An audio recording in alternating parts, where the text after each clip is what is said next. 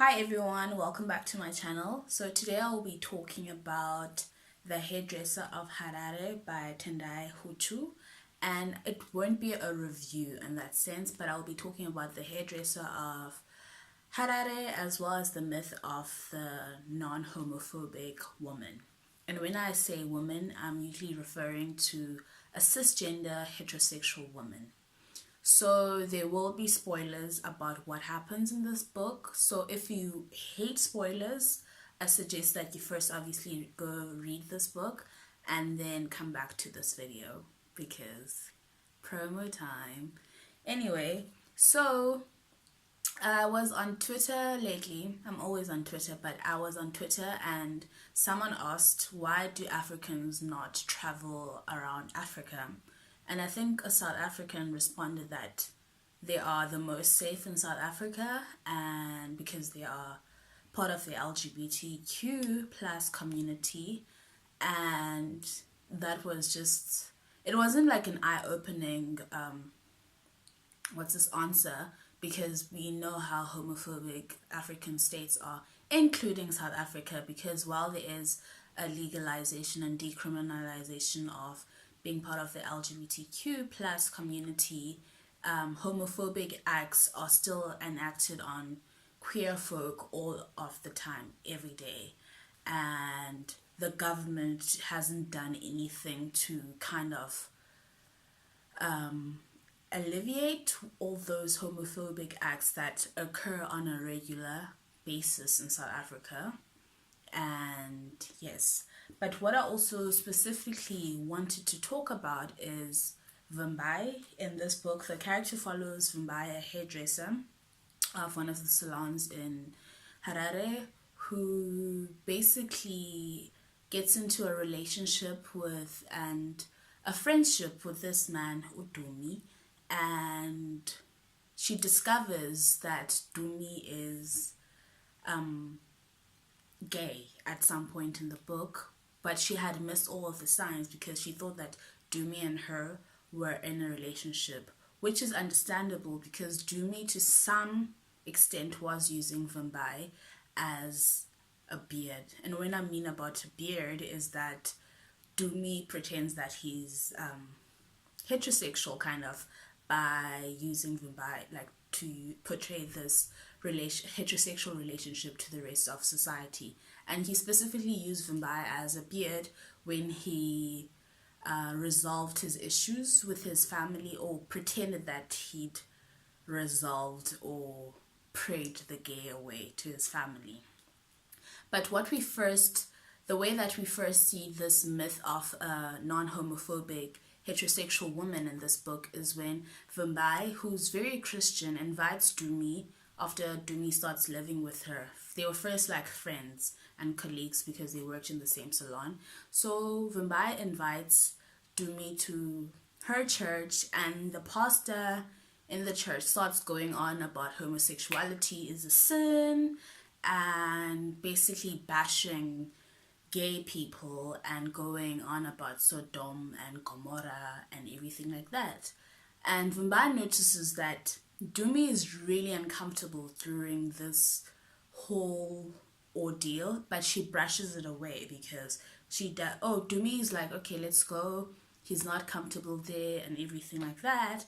And Vimbai is like asking what's happening, but Dumi doesn't really go into that, which is understandable because Dumi doesn't know what kind of person Vimbai is, whether she's an intolerant person, which we discover she is. And I want to talk about, when I say non-homophobic, this myth of a non-homophobic woman, is that we often, there's often like tweets about how dating a homophobic man and how, let's say a woman dates a homophobic man, and we kind of like take away the homophobia coming from the woman's side. Because if you're dating a homophobic man, news for you, you are not only complicit in like upholding homophobia and kind of upholding this heterosexuality supremacy, but you are homophobic yourself. And it's something that we kind of strip away from heterosexual women, because I think it's this whole idea that we are all in the margins of society. So the more people are marginalized, the more that they are tolerant towards marginalized people. But it doesn't always go like that. Like, it's a nice idea to have that, oh, we are all marginalized, so we will all look out for each other. But that's not how it goes most of the time. So what I am saying is that heterosexual women they're not only complicit in homophobia by dating a homophobic man, but they are homophobic themselves. And so I wrote kind of like a couple of like points. And so I've already mentioned the subtle ways that Vumbai is shown to be homophobic by being at church and kind of like agreeing, because when the pastor was like preaching these homophobic views, Vumbai was up there like, hallelujah, hallelujah, whatever, which is, if you are agreeing what the church is saying, then yeah, like, I know that people can argue that it's what's in the Bible, but what's in the Bible can't be true all of the time. And yeah, I mean, I'm not a religious person, not religious. I don't subscribe to any faith.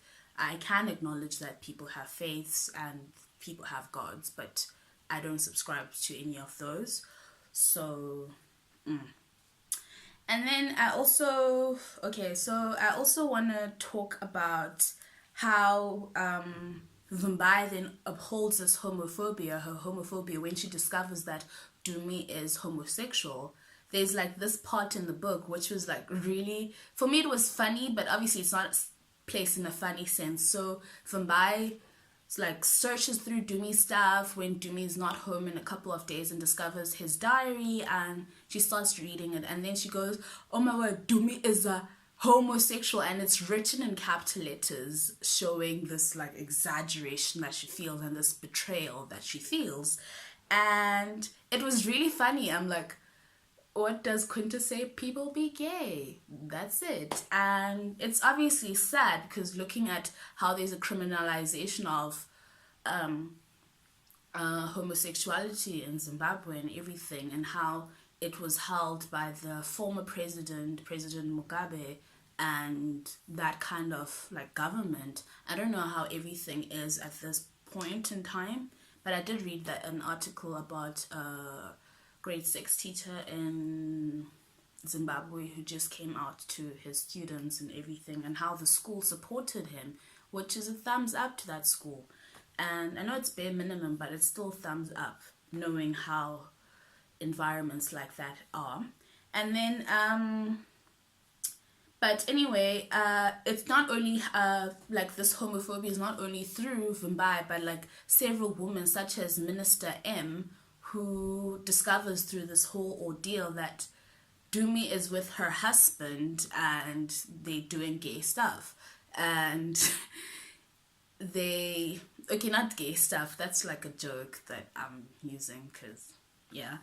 But they are involved in a relationship, and how Minister M kind of like sends not criminals, but war vets to go beat Dumi up, and they nearly killed Dumi. And so that's like an extreme form of violence occurring. And like, even when I'm saying extreme forms of violence, like, I'm wary of that term, because even saying a slur is kind of violence being enacted. And then Dumi's parents, with Dumi's mom as well, and how when Dumi started using Vumbai as a beard, Dumi's mom was so happy that they went on about, thank you for curing my son. Obviously, Vumbai didn't like connect all of these things at that point in time. And then the last thing that I will be talking about is that complicated relationship between heterosexual women and gay men. And it's very complicated in the Hairdresser of Harare, such as it's complicated in real life as well. Because right now you have two marginalized people, and they both are in the periphery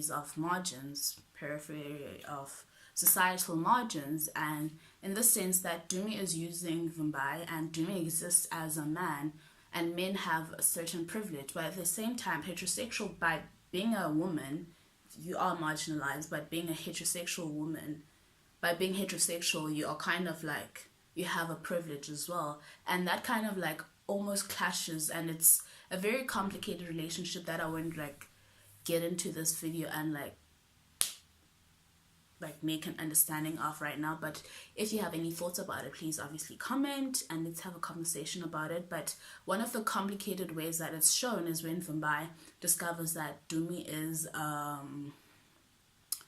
Dumi is gay, and then Vumbai is like, goes straight to that stereotype that all gay men are femme, and dives into it. And then obviously when I'm even talking about all gay men are femme, I also have to like to think that most, like, being femme also contributes more to the violence that you get from society. And I'm not saying that non-femme people don't get, like, non-femme gay people don't get any violence, but it's like those kind of things, and how Vumbai automatically goes into that whole who's the man and who's the woman in the relationship when it's just two men in a relationship. So I thought that this book was written really well when it came to this, and it unpacked kind of these like issues. And if you have any thoughts about this whole conversation, you needn't have read The Hairdresser of Harare, which I would say that read it. It also has like a very cute cover, like it's very detailed. If you don't like, I would open it all the time, like, oh, and discover something. Like, I didn't realize this Afrocomb has like a heartbroken kind of thing. But other than that, I would recommend reading this book, and tell me what you think.